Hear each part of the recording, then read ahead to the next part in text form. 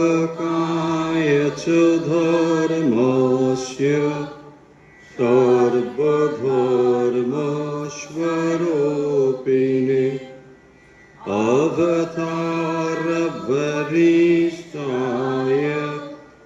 रामकृष्णाय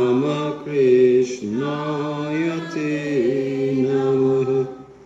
जननीं शारदां देवीं रामकृष्णं जगद्गुरुं पादपद्मे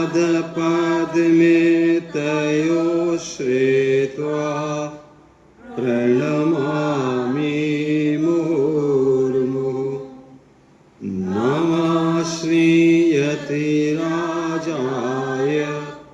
विवेकानन्दसूरये सच्चित्सुखस्वरूपाय स्वामिने तापहारिणे।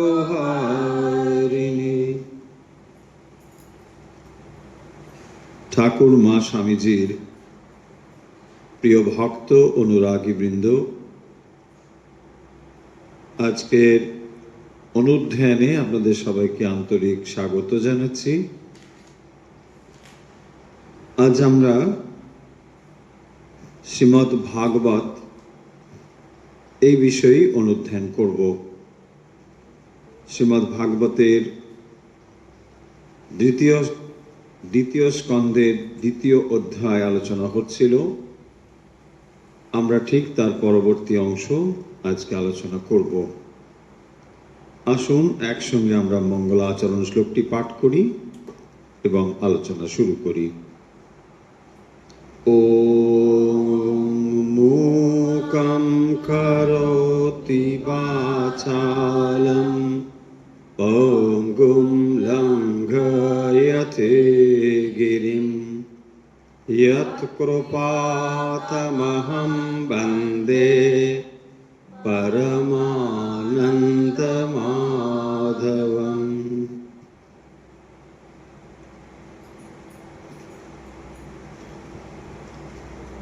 শ্রীমদ্ ভাগবতের প্রথম স্কন্ধের প্রথম অধ্যায় থেকে সমগ্র স্কন্ধটি শেষ করা হয়েছে, যেখানে কাহিনী অংশ এবং যে সমস্ত তত্ত্ব বিষয় আমরা আলোচনা করেছি। আমরা দ্বিতীয় স্কন্ধে যখন প্রথম অধ্যায়টি আলোচনা করেছি, সেখানে রাজা পরীক্ষিত তিনি উপস্থিত হয়েছেন মুনিদের কাছে, যেখানে ঋষি মুনিরা সমবেত হয়ে যজ্ঞ করছিলেন এবং সৎপ্রসঙ্গ করছিলেন। সেখানেই হঠাৎ হাজির হয়েছেন পরম বৈষ্ণব, পরম ভাগবত শুকদেব।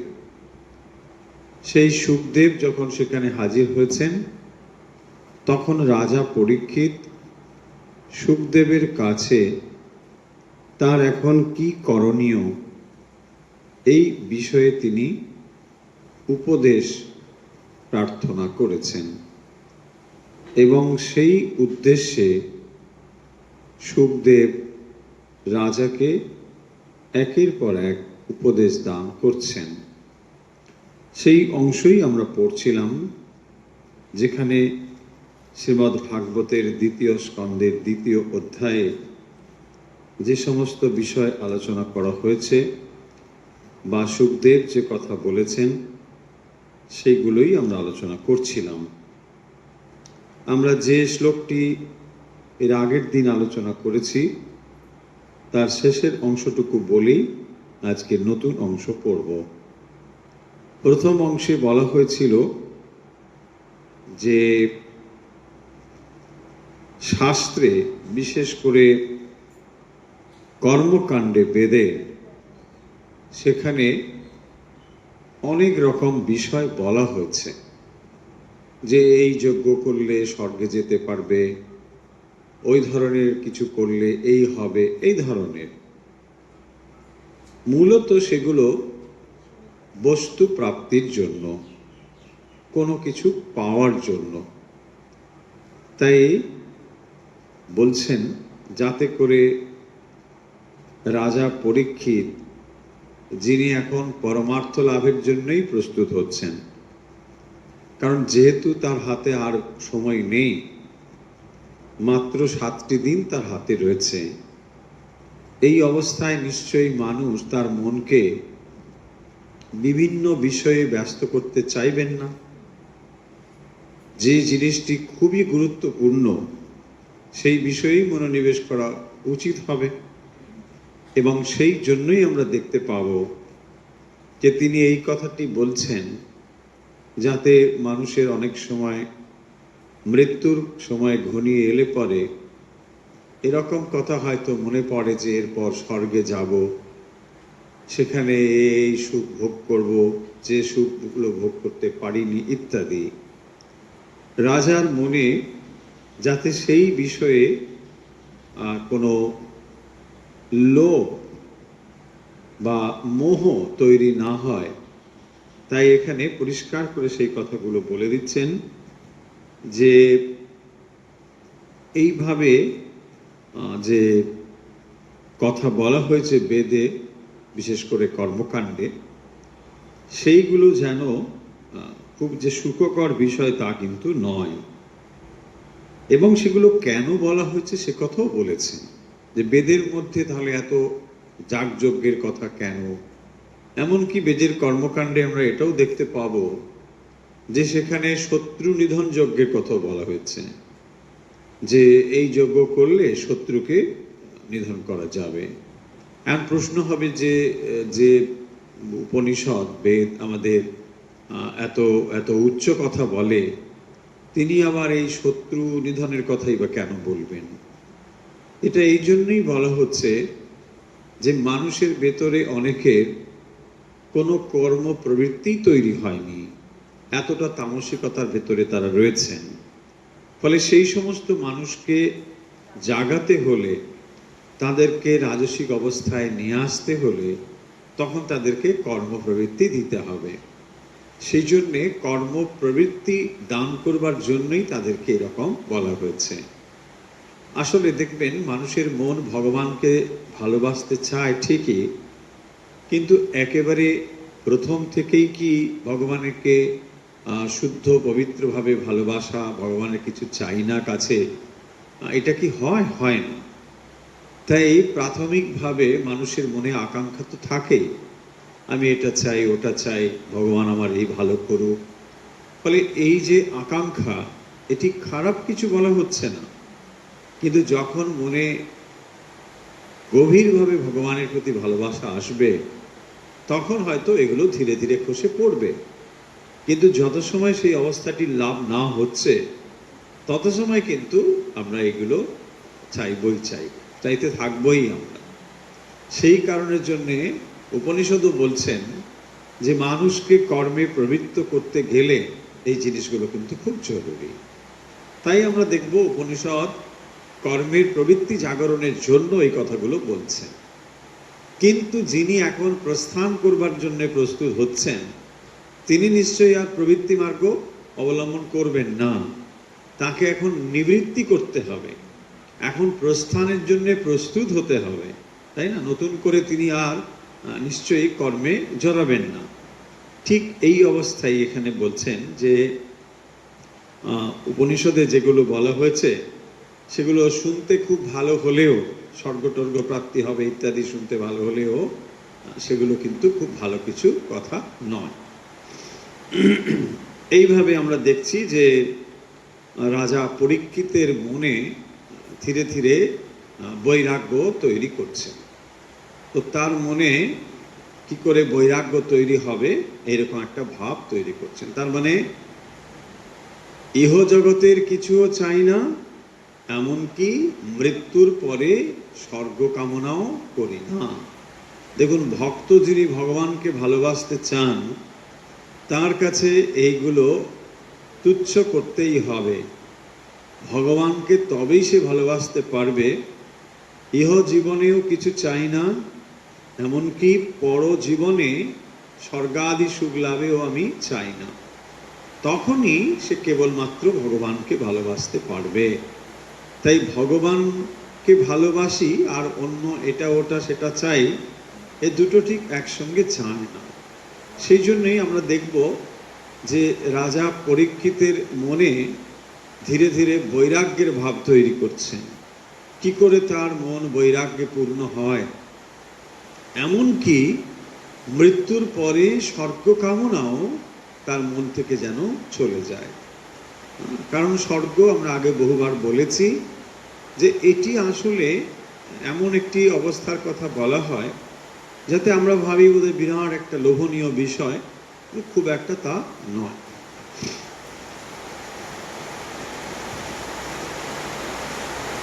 अतः कविनामसु जावदर्थः स्यात् प्रमत्तो व्यवसाय बुद्धिः सिद्धे अन्यर्थार्थे न यतीत तत्र परिश्रमं तत्र समीक्षमानः। পরে বলছেন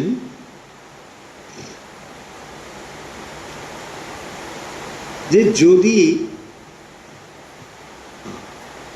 জীবনের যা প্রয়োজন সেগুলো যদি আমরা পেয়ে যাই, যতটুকু সামান্য দরকার, তাহলে অতিরিক্ত এই বিষয়গুলোর কি দরকার?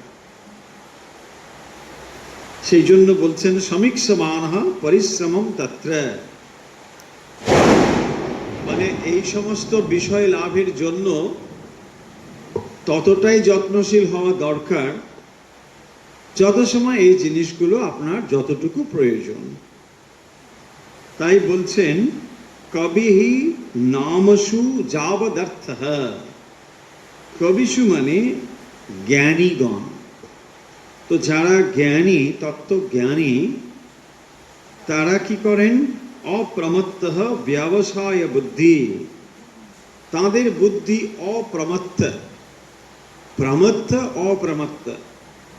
প্রমত্ত মানে যারা সবসময় অস্থির হয়ে আছে, প্রমত্ত। কিসের দ্বারা? কামনার দ্বারা। এটা চাই, ওটা চাই, বিষয় বাসনা, এই বাসনার দ্বারা প্রমত্ত হয়ে রয়েছে। কিন্তু যারা জ্ঞানী তারা অপ্রমত্ত এবং ব্যবসায় বুদ্ধি, স্থির বুদ্ধি। নামসু যাবৎ অর্থঃ স্যাৎ তত্র অন্যথা অর্থে সিদ্ধে সমীক্ষমানঃ। তারা বিচারশীল, সমীক্ষমান। জ্ঞানী ব্যক্তিরা অত্যন্ত বিচারশীল। তারা চিন্তা করতে পারেন, বিচার করেন কোন জিনিসটি গ্রহণ করবেন, কোনটি করবেন না, কোনটি করা উচিত, কোনটি নয়, তারা বিচার করতে পারেন। তাই জন্যে তাদেরকে জ্ঞানী বলা হয়েছে। এবং নামসু যাবৎ অর্থঃ, তাহলে এই যে ভোগ্য বস্তু, তার যতটুকু দরকার তারা ততটুকুই নেবেন, বেশি নেবেন না। তত্র অন্যথা অর্থে সিদ্ধে সমীক্ষমান পরিশ্রমম ন যতেত। ফলে যতটুকু পেয়ে যায় তারা সামান্যভাবে চেষ্টার দ্বারা, তাতেই তারা জীবিকা নির্বাহ করেন। খুব বেশি তার জন্য চেষ্টা করেন না। কেন করেন না? দেখুন, দুটো জিনিস এখানে প্রশ্ন করতে পারেন যে তাহলে কি আমরা আমাদের বেঁচে থাকার জন্য যে সমস্ত বস্তু লাভ তার চেষ্টা করব না? সে কথা এখানে বলছেন না। যতটুকু প্রয়োজন ততটুকু করতে বলেছেন, বাকি সময়টা ভগবানের চিন্তায় দিতে বলেছেন। কারণ ওইখানে যদি আপনি বেশি সময়টা দিয়ে ফেলেন তাহলে প্রয়োজনের অতিরিক্ত জিনিস সঞ্চিত হবে। আবার বস্তুকে সঞ্চয় করবার জন্য আপনার মনের একটি শক্তি ব্যয়িত হবে। সময় তাহলে আর আপনি পাবেন কোথায়? ভগবানকে ডাকবার আর সময় নেই। কারণ যে বস্তু আপনার নেই সে বস্তু প্রাপ্তির ইচ্ছে থাকবে, আর সেই প্রাপ্ত বস্তু তাকে আবার রক্ষণাবেক্ষণের চেষ্টা থাকবে। তাহলে রক্ষণাবেক্ষণ আর প্রাপ্ত বস্তু করতেই তো সময় চলে গেল। তাই বলছেন সমীক্ষা মানাহা যারা, তারা কিন্তু যা পাওয়া যায় ব্যাস ঠিক আছে, এই একটু চেষ্টাতেই যা পাওয়া গেল মোটামুটি সেটা নিয়ে সন্তুষ্ট থাকলো, বাকি সময়টুকু ভগবানের জন্য দিচ্ছেন। তাহলে আমরা কোন অংশটুকু পড়ছি? নিবৃত্তি অংশ পড়ছি। দেখুন, প্রবৃত্তির জন্য এটা নয়। যিনি প্রবৃত্তি মার্গে অগ্রসর হচ্ছেন তিনি নিশ্চয়ই চেষ্টা করবেন, অর্থ উপার্জনের চেষ্টা করবেন, অতিরিক্ত সঞ্চয়ের চেষ্টা করবেন, অনেক রকমভাবে এগোতে পারেন, সেটা নিয়ে কোনো সমস্যা নেই। এখন বলা হচ্ছে নিবৃত্তি। কেন? প্রস্থানটা সামনে এসে গেছে, এখন মাত্র আর 7টি দিন বাকি আছে। তো যখন 7 দিন বাকি আছে তখন তো আপনাকে ব্যাগ গোছাতে হবে, তাই না? তো ব্যাগপত্র যখন গোছাবেন তখন কি করবেন? যেটা যেটা দরকার সেটা নেবেন। বলছে না নানা কিছু, এটা ভরো সেটা ভরো। বলছে আরে ওটা ফেলে দেবো। আরে ফেলে দেবো কেন? এমনি সময় ফেলতে বলা হচ্ছে না, এখন আপনার ওগুলো নিতে পারবেন না, ওখানে আবার লাগেজ মেপে নেবে, তাই না? বেশি লাগেজ নিতে পারবেন। তো কি করবেন তাহলে? যেটা যেটা খুব প্রয়োজন সেটুকুই নেব। ঠিক সেটাই বলছেন। তাহলে প্রবৃত্তির সময় দেখুন আপনি সব যেন ছড়িয়ে দিচ্ছেন, মেলে ধরেছেন, আর নিবৃত্তির কাছে যেন গুটিয়ে নিয়ে আসছেন, সংকোচ করছেন, ছোট করছেন। ফলে এই হলো তফাৎ। এখানে প্রবৃত্তির ক্ষেত্রে একরকম, নিবৃত্তির ক্ষেত্রে একরকম।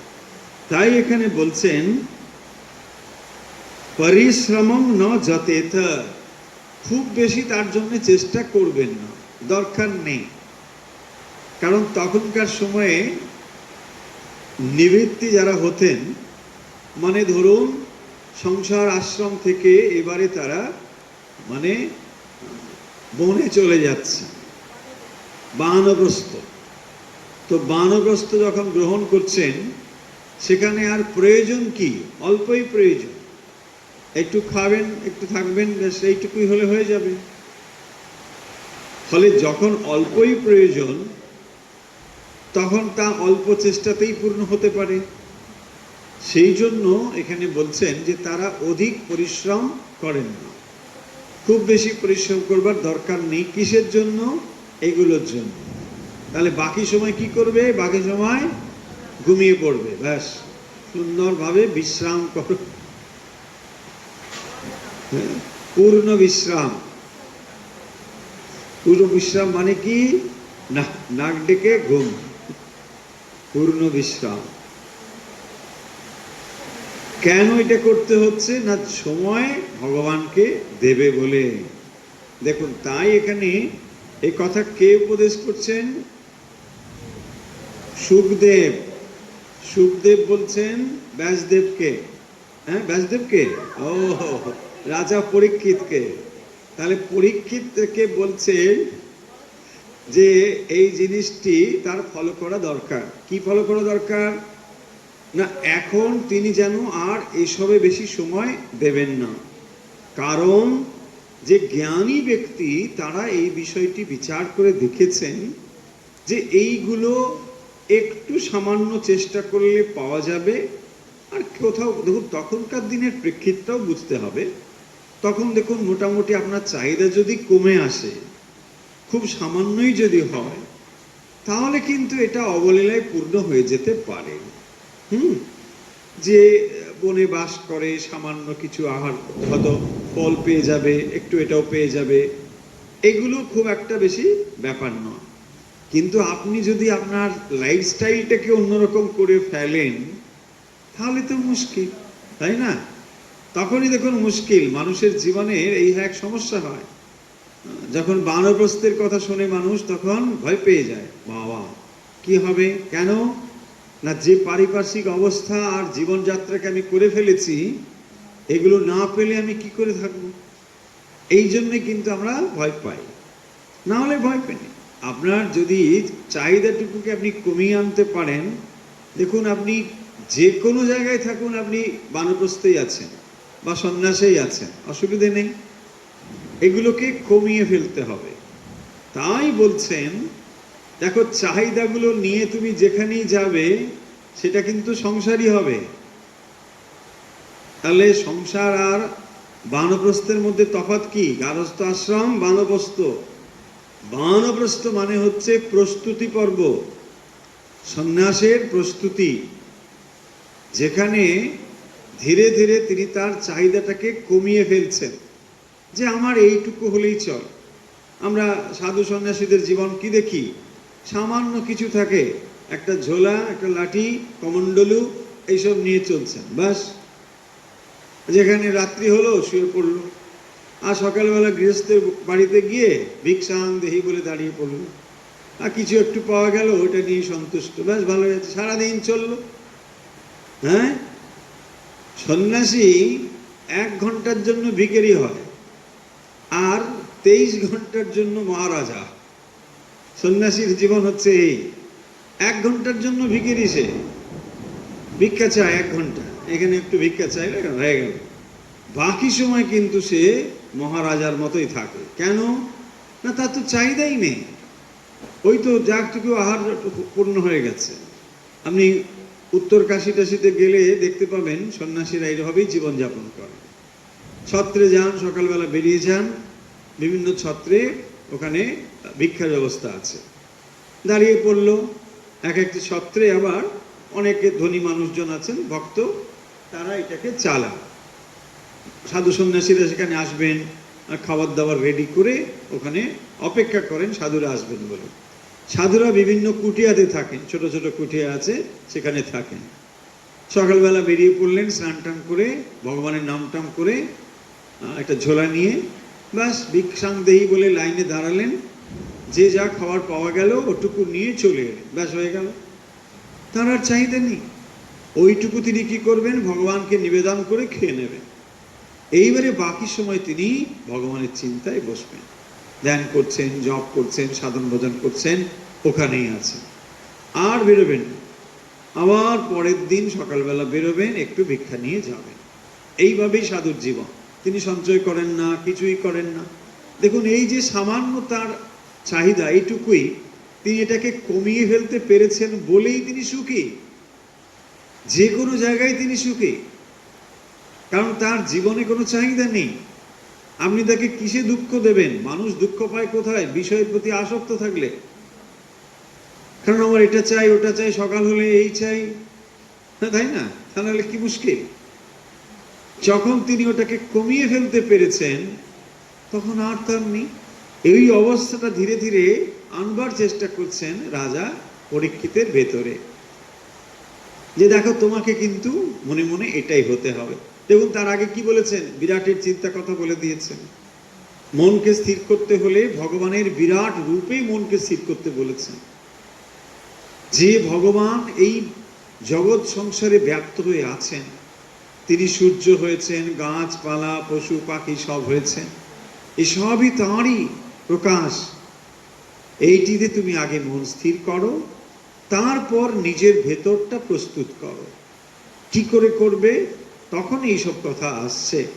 এই দেখো, যারা জ্ঞানী ব্যক্তি, তারা কিন্তু এই জীবনের জিনিসের জন্য বেশি একটা সময় দেন না। সামান্যভাবে হোক, যেভাবে হোক, একটু হয়ে টয়ে গেলেই ব্যাস, আর অত বেশি ভাবে না।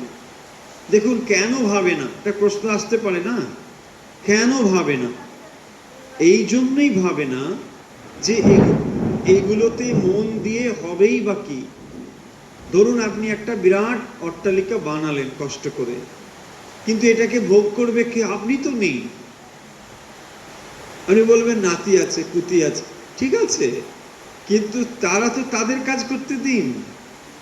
আপনি তাদের জন্য রেখে যাচ্ছেন, কি হয় পরিণতি আমরা তো জানি। অনেক ক্ষেত্রে অর্থ রেখে গেলে খুব একটা ভালো কিছু হয় না। তাহলে আপনি দেখুন, অন্যের জীবনের কথা ভেবে আপনি আসলে পরমার্থ চিন্তা থেকে বঞ্চিত রাখলেন। অথচ দেখা গেল ওই সম্পত্তির জন্য হয়তো লোকে মারামারি করে ব্যাস অশান্ত হয়ে গেল। লাভ কি হল? সেই জন্যই বলছেন যে এই সমস্ত বিষয় চিন্তা যত কম হয় ততই ভালো। না, যতটুকু না হলে হয় ঠিক আছে, একেবারে সাধু সন্ন্যাসীর মতো তো নয়, ঠিক আছে, তার ফলে যতটুকু হয় এটা হলো, আমার সামান্য হলো, তারপর আমি আমার ভগবানের চিন্তা করব, এটাই বলছে।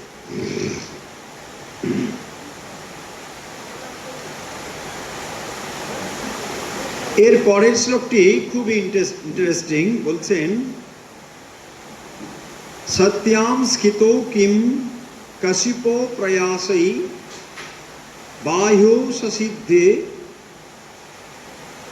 উপবর্হণৈ কিম সত্যঞ্জলো কিম পুরুধা অন্নপাত্র্যা দিক বলকলৌ বলকলাদৌ সতি কিম দুকুলৈ। এখানে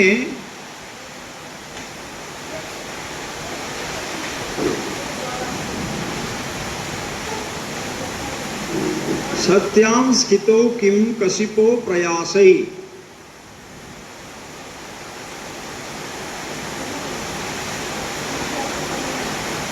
বলছেন যারা সাধক তাদের অবস্থা কিরকম না, তারা সত্যাম স্থিত, সত্যাম স্থিত, তারা মাটিতে অবস্থান করেন। সত্যাম, সাধকের কাছে ভূমিশয্যাই যথেষ্ট। তার মানে রাজা পরীক্ষিতের মনকে ধীরে ধীরে বৈরাগ্যপূর্ণ করছেন। যিনি রাজা পরীক্ষিত, রাজা যিনি রাজভোগে অভ্যস্ত, তার মনে এখন ধীরে ধীরে বৈরাগ্যের কথা বা বৈরাগ্য উৎপন্ন করছেন। তিনি বলছেন যে দেখো, সাধক যারা হয় তারা কি করে জানো, সত্যাম স্থিত, ভূমিশয্যা, সাধকের কাছে ভূমিশয্যাই তো যথেষ্ট। মাটিতেই তারা ঘুমিয়ে পড়ে, যেখানে খুশি ঘুমিয়ে পড়ে। ঘুমের জন্যে বিছানা কোনো শর্ত নয়। আমরা ভাবি বিছানা ছাড়লে ঘুমোতে পারবো না, কিন্তু নিশ্চয়ই জানবেন যদি দুরাত আপনি জেগে থাকেন, তারপরে আর বিছানার দিক কি না দিক, হ্যাঁ, বলছে না না বিছানা নিচে লাগবে না, যেখানে ওখানে ঘুমিয়ে গেছে, ব্যাস। তাহলে ঘুমের জন্য বিছানা কোনো কন্ডিশন নয়, মানে অপরিহার্য নয়।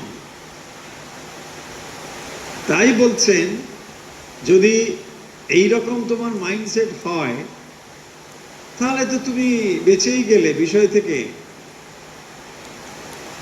স্থিত সত্যাম কশিপঃ, কাশিপ মানে বিছানাপত্র। তো বলছেন এগুলোর দরকার নেই, কারণ ভূমি হচ্ছে সাধকের কাছে যথেষ্ট, ভূমিশয্যা। মাটিতে শুয়ে পড়ল, সামান্য কিছু হলো, শুয়ে পড়ল।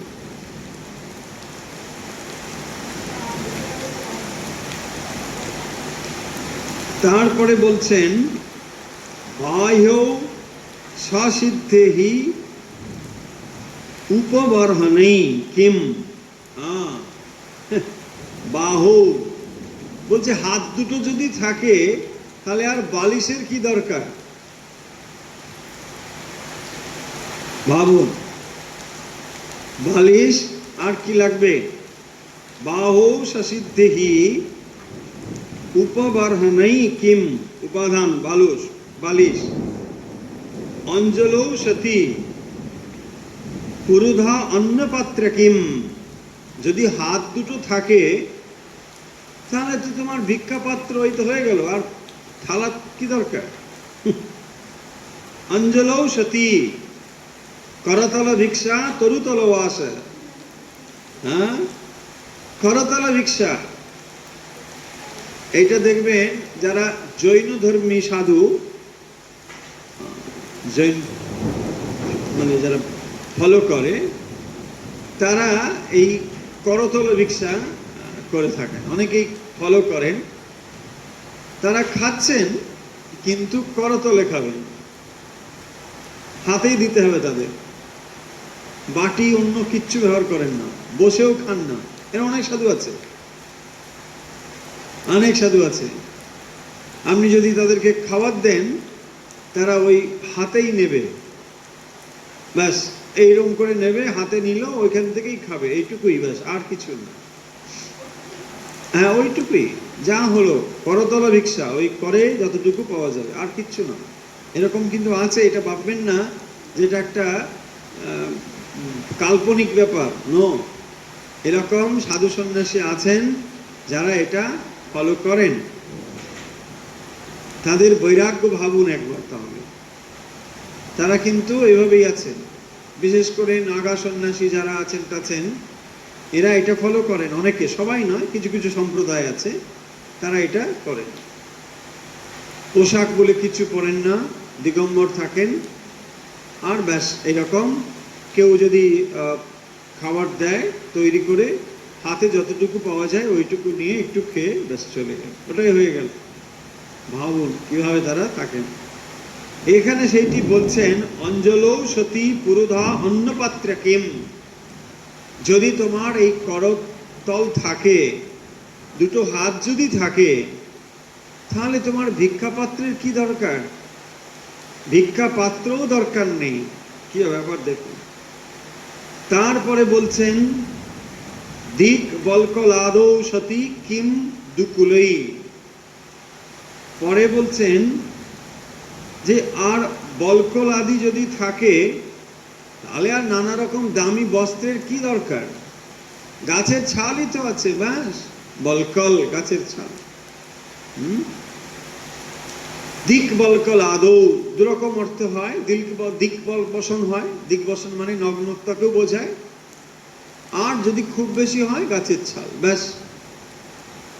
তার মানে এখনকার সময় আমরা বলি সামান্য কিছু, সামান্য কিছু বস্ত্র যদি সে হলেই হয়ে যায়, তাহলে আর দামি পোশাকের কি দরকার?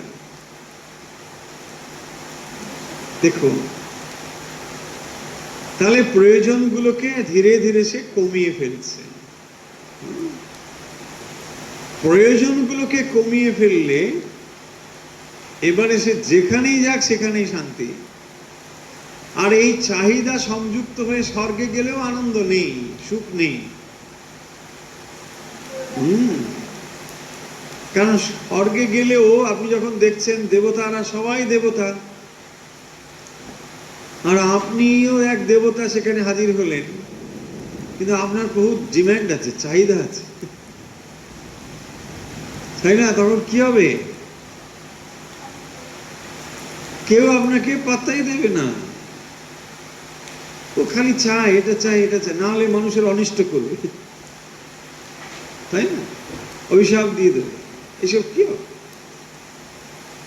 সেই জন্য যত সময় পর্যন্ত বাসনা তারা মানুষ চালিত হয়, স্বর্গে গেলেও সুখ নেই। একমাত্র বাসনা থেকে দূরে থাকতে হবে। সেই জন্য এখানে বলছেন যেটি 4 নম্বর শ্লোকে, যে ভূমিতে যদি কেউ শয়ন করে, তাহলে আর তার দামি বিছানার কি দরকার? দেখুন, এটা ভুল অর্থ করবেন না। এটি হচ্ছে নিবৃত্ত মার্গের কথা হচ্ছে, তার মনকে নিবৃত্তির জন্য প্রস্তুত করা হচ্ছে, সেই কারণের জন্য এই কথাগুলো বলা হচ্ছে। তাহলে যারা সাধক অথবা সাধিকা, তারা এর ভাবটা তো নিতে পারা যায়। তার মানে চাহিদাগুলোকে মন থেকে অন্তত ধীরে ধীরে কমাতে হবে। আর বলছেন, বাহু যদি থাকে তাহলে বালিশের কি দরকার? করতল যদি থাকে ভিক্ষা পাত্রেরই বা কি দরকার। শুধু তাই নয়, আরো তাকে কিভাবে বোঝাচ্ছেন দেখুন, যে খাদ্য বস্ত্র ইত্যাদি এটাও যে দরকার, নিশ্চয়ই দরকার। বলছেন চিরানি কিম পথি না শান্তি দিশান্তে ভিক্ষাং। আরে রাস্তা দিয়ে হেঁটে গেলে দেখতে পাও না কাপড় টাপড় অনেক পড়ে থাকে, সেগুলো তো পরে নিতে পারে, বাবা নয়।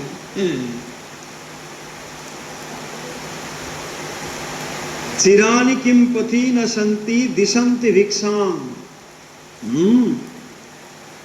যে বস্ত্রখণ্ড দেখতে পাও না রাস্তায় পড়ে থাকে যত্রতত্র,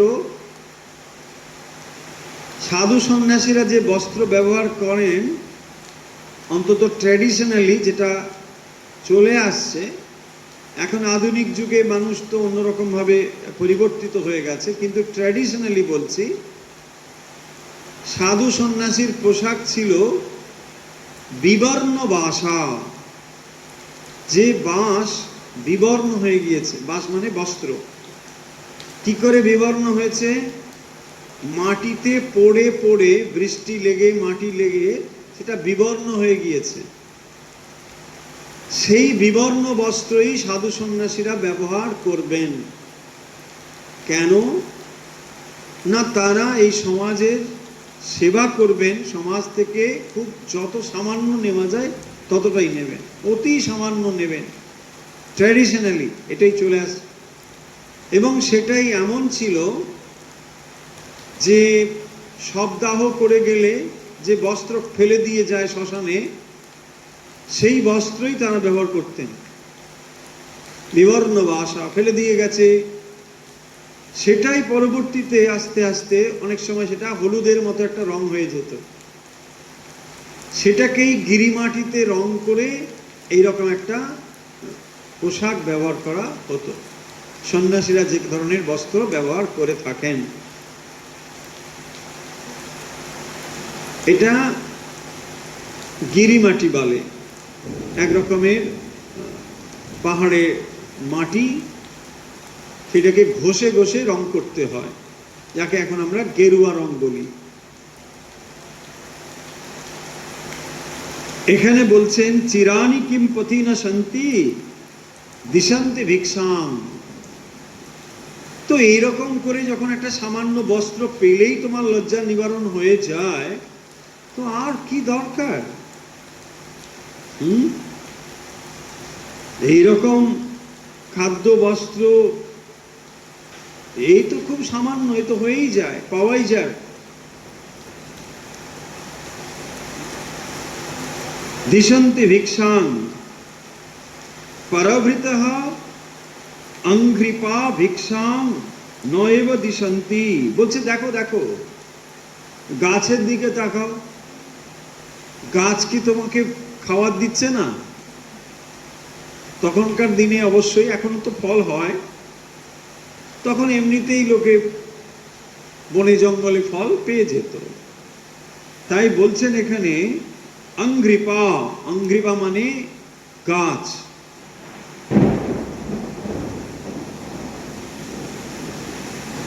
ভিক্ষাং নৈব দিশন্তি, গাছ কি তোমাকে ভিক্ষা দিচ্ছে না? বলো, গাছের থেকে তো তুমি ফল পেয়ে যাও। আবার দেখুন, যে গাছ ফল তৈরি করে সে নিজে সেই ফল ভক্ষণ করে। গাছের জীবন আপনাকে ফল দান করবার জন্য। ভাবুন, পৃথিবীতে কত রকমের গাছ আছে, তার একটিও ফল গাছ নিজে ব্যবহার করে। বলছে অন্তত একটা তো রাখো আমার নাতির জন্য, বুঝছেন না? একটা, তাই না? কোন ফলের গাছ দেখুন তার নাতির জন্য রাখছে? একটাও রাখে। সমস্ত ফল অন্যের জন্য। তাই বলছেন এখানে নৈবাঙ্ঘ্রিপা পরভৃতা সরিত অপ্যশুষ্যন। অশস্যম সরিতঃ, বলছে আচ্ছা জলাশয় কি শুকিয়ে গেছে? কত জলাশয় রয়েছে, তোমার যদি পানীয় জলের দরকার হয় জলাশয় রয়েছে তো, তুমি তো জল পেয়ে যাবে। তাহলে এত কিছু যখন ব্যবস্থা রয়েছে, জলাশয় রয়েছে, বস্ত্র রয়েছে, খাদ্য রয়েছে, তাহলে প্রকৃতি যখন তোমাকে এত কিছু সব দিয়েছে, তার জন্য তুমি তাহলে এত ধনগর্ব, এত মত্ত হওয়ার কি দরকার? তাই বলছেন। আর তুমি ভিক্ষা পাওয়ার জন্য যারা ধনী মানুষ তাদের পেছনে পেছনে ছুটবে কেন? কি দরকার? প্রকৃতি তো তোমাকে এত কিছু দিয়ে দিয়েছে, এটা হলে কি তোমার শরীর ধারণ হবে না? যদি হয় তাহলে কেন তুমি অন্য কিছুর জন্য মত্ত হও? দেখো কি সুন্দর কথা না? বৈরাগ্য উৎপাদনের জন্য এই কথাগুলো বলছেন। সবাই কথাগুলো হয়তো মানতে পারবেন না, বলছে না এসব ঠিক কথা নয়। কাদের জন্য হচ্ছে? নিবৃত্ত মার্গে। দেখুন তারাই এক সময়, কাকে বলা হচ্ছে? রাজাকে বলা হচ্ছে। রাজা বিষয়ের ভিতর থেকেছেন, বিষয় সম্পদ ভোগ করেছেন, কিন্তু এখন তিনি প্রস্তুত হচ্ছেন প্রস্থানের জন্য। তাই এখন তিনি মনকে কিভাবে তৈরি করবেন সে কথাই হচ্ছে, প্রসঙ্গটা ভুলে যাব না। এখন যদি মনের ভেতরে এই বিষয়গুলোকেই বহন করতে থাকি তাহলে ওই বিষয়গুলো নিয়েই প্রস্থান হবে। সেই জন্যই বলছেন এখানে রুদ্ধা গুহা কিমজিত অবতি নোপসন্নান কস্মাদ ভজন্তি কবয়ো ধনুর্দুপ্তান অন্ধান। উপসন্নান বলছেন যারা এই যদি করতে করতে না পারো, মানে এভাবে যদি না হয়, অজিত, অজিত মানে স্বয়ং ভগবান। উপসন্নান ন অবতি, আচ্ছা তিনি কি তোমাকে রক্ষা করবেন না? ভগবান কি তোমাকে রক্ষা করবেন না? তিনি নিশ্চয়ই রক্ষা করবেন।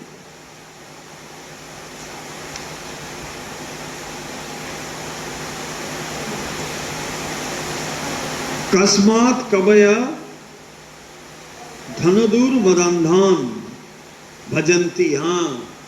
তাহলে এই সমস্ত জিনিসগুলো পাওয়ার জন্য যারা ধনী ব্যক্তির পেছনে পেছনে ঘুরতে থাকে, কারণ এইগুলো লাভ করব, এইসব পাবো, বলছেন কি দরকার এসব করে?